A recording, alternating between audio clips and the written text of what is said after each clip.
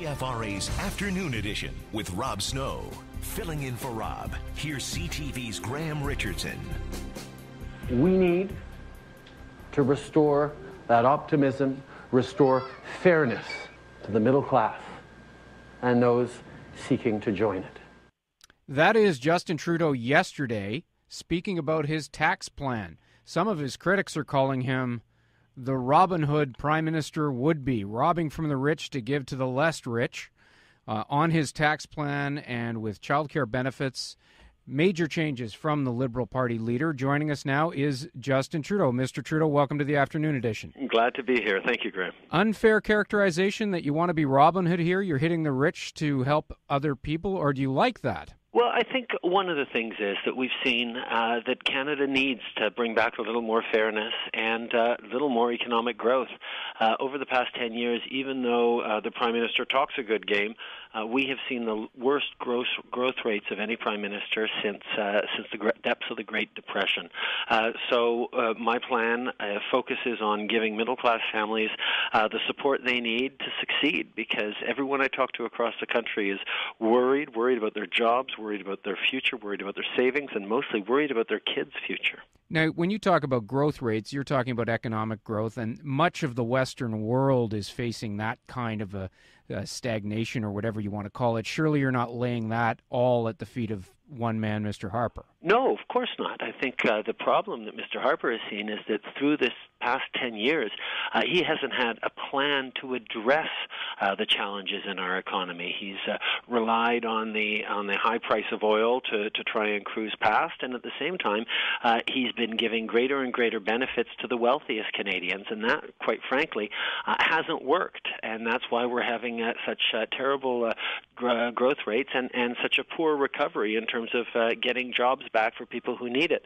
So the fact is, over the past 10 years, Mr. Harper's plan hasn't worked, and it's time for a big change and a new direction. And I'm proud of this plan to restore fairness and grow the economy by giving direct help to middle-class Canadians. I want to talk specifics about your plan, in particular, canceling the increase on the tax-free savings account. Now, not only rich people aren't the only ones who like that. This is a wildly popular vehicle. Already your opponents, including Mr. Poilievre, have pounced in saying canceling that extra room in the TFSA is the Trudeau tax. Mm-hmm. Leaving the rhetoric aside, though, it is a wildly popular program. Are you concerned at all, particularly for older Canadians, that it's going to be a difficult sell for them? Actually, our plan doesn't actually address that, and I have mentioned that I will cancel that doubling, because the fact is, regardless of what the Conservatives say, there aren't a lot of families making $60,000 a year or less who have $10,000 laying around year in and year out that they can put into that savings account. TFSAs massively help wealthier Canadians, and one of the things that we've seen over the past while is that it's middle-class families who need the help, and that's why I'm proud of the plan we did put forward yesterday.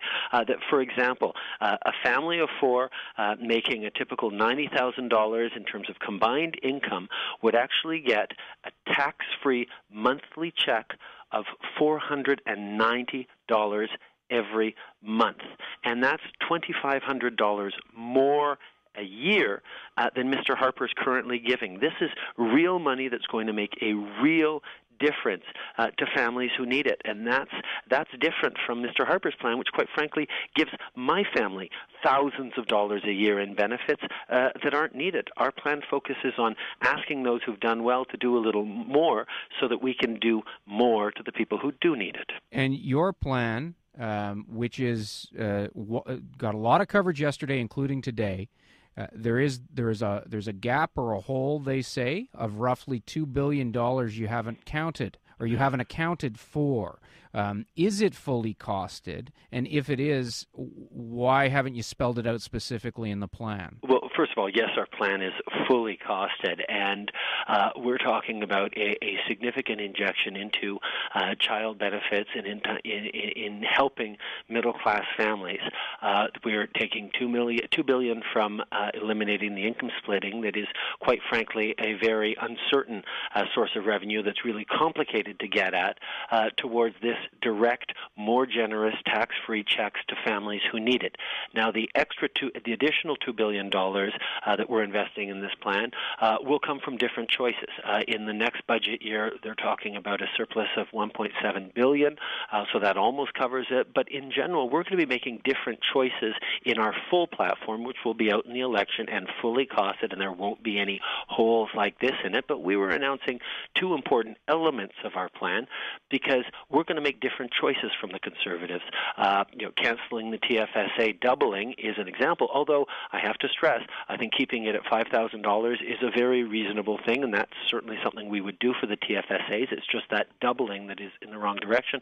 But we'd also not spend the tens of millions of dollars that this government is spending of taxpayer money on partisan ads during the hockey playoffs that everyone is rolling their eyes at, and with good reason. That's our money spent to promote the Conservative government. Just so I'm clear, though, your assumptions are the same as the Conservatives heading out in terms of their surplus, and you factored in their surplus into your plan because those are the numbers you've got to work with because they're government, correct? That's exactly correct. I mean, that's one of the reasons why we've been waiting to see what sort of fiscal room we were going to have before making a big announcement like this, because the Liberal Party believes in fiscal discipline. It's Conservatives that have run deficits over the past years.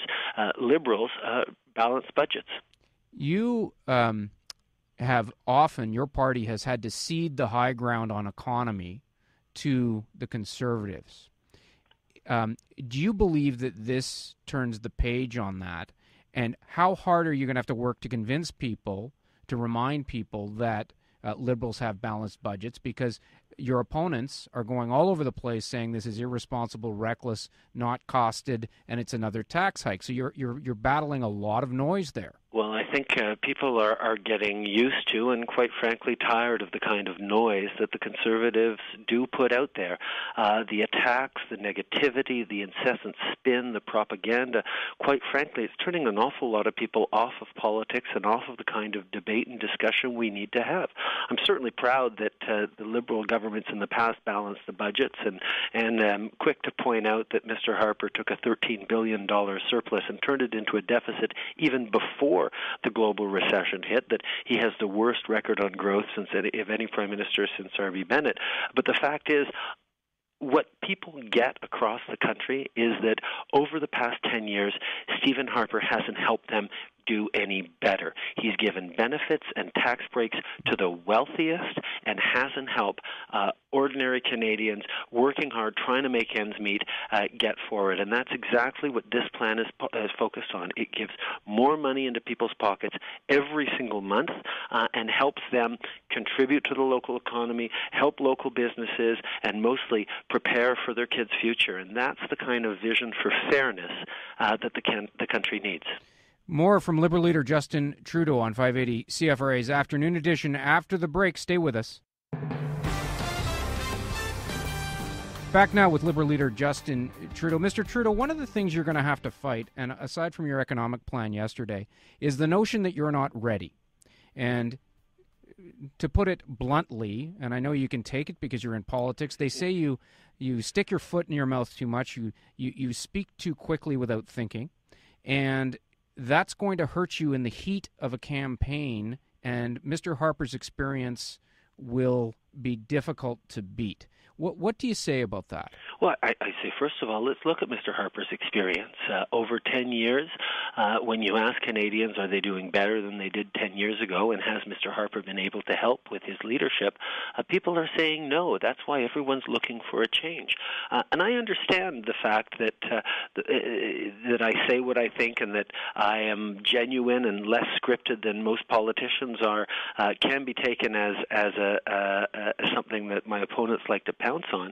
But ultimately, the conversations I've had with Canadians across the country have reminded me that people want to hear what someone genuinely thinks and want to engage in intelligent conversation and reasonable answers to challenges we're facing. So the kind of negativity and nastiness that has dominated politics for too long, I think, is running its course. People want to see a positive vision. And as for thinking through things when I speak, I'm very proud of the plan that we put forward yesterday that talks about a brighter tomorrow, that talks about fairness and growth. And we worked with a wide range of economists and experts, from child poverty experts to growth experts, on how to build a plan that's going to help middle-class Canadians put more money in their pockets and help them to invest, to save, and to grow the economy. And that's exactly what our plan does. Yes, it asks people who have done well to do a little more, but that's something that Canadians have always done. We're a big, empty country with big spaces between our communities and cold winters. We know that we have to lean on each other every now and then, and this is something that I know is part of fairness for Canadians that we need to build. Many people, many Conservatives, including Mr. Harper, and including many people who listen to this radio station, when they hear you speak, they hear higher taxes and higher cost and back to the bad old days in their mind of liberal big government times.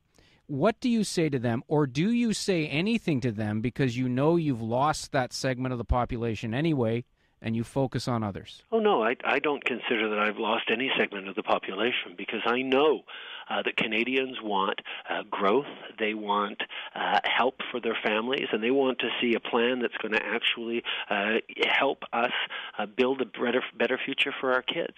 And what we haven't seen over the past 10 years from this government that has preferred to emphasize partisan attacks and a narrowness of vision that, quite frankly, hasn't panned out in the kind of growth and economic strength that we need. I mean, they're talking about risk when the real risk is to stick to this government that has failed to adapt and react to changing global circumstances. So I've had a lot of great conversations with Canadians across the country from all political stripes who are growing tired of the negativity and the small-minded approach that Mr. Harper has perfected over the past 10 years. It's been a long 10 years, and it's time we had a new plan and a better future. It will be an interesting campaign. Justin Trudeau, Liberal leader, appreciate your time this afternoon. Thank you, sir. Thank you very much, Graham. Take care.